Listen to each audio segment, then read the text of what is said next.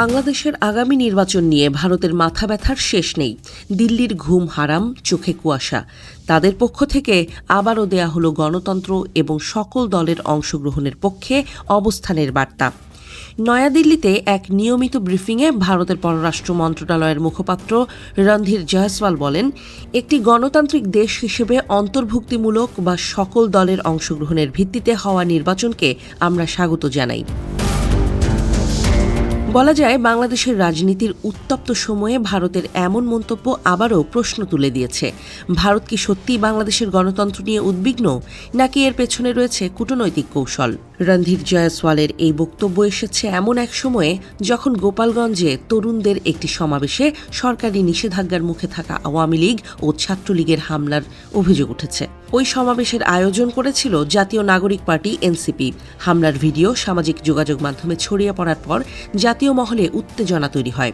এরই পরিপ্রেক্ষিতে নয়াদিল্লির বিবৃতি এসেছে বলে মনে করছেন বিশ্লেষকরা। তবে এই বিবৃতি ঘিরে প্রশ্ন উঠেছে অনেক, বিশেষ করে যখন 2024 সালের জানুয়ারিতে অনুষ্ঠিত নির্বাচনে আওয়ামী লীগ রাতের আঁধারে একতরফা ভোট করে ক্ষমতায় ফিরে আসে। তখন ভারত মুখে কুলুপ এঁটেছিল।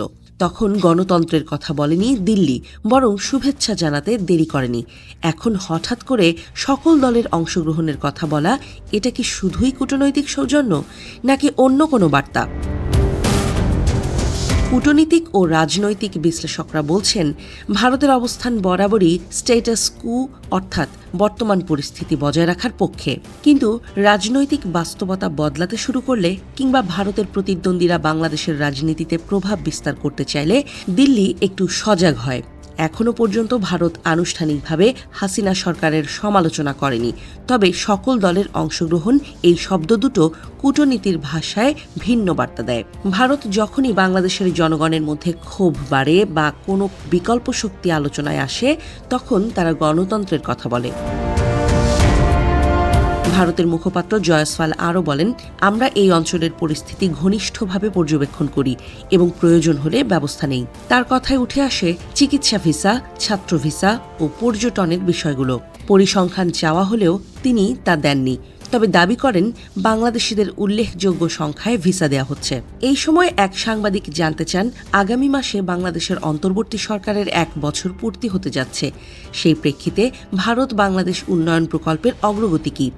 উত্তরে মুখপাত্র বলেন, আমাদের ইতিবাচক ও গঠনমূলক অংশীদারিত্ব রয়েছে, উচ্চ পর্যায়ের আলোচনাও হয়েছে।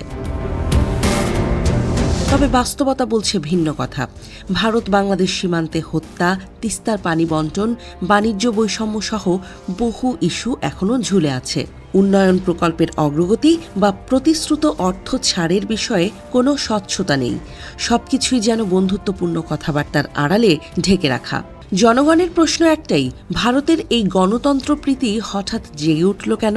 যখন ভোটারদের উপস্থিতি ছাড়াই নির্বাচনের নামে নাটক চলল, তখন প্রতিবেশী বন্ধুরাষ্ট্রের মুখে কোনো নিন্দা ছিল না কেন? সুতরাং ভারতের সব দলের অংশগ্রহণের ডাক শুনে যদি কেউ সত্যিকার গণতন্ত্রের সুবাস অনুভব করেন, তবে সেটা হয়তো সময়ের ভুলপাট।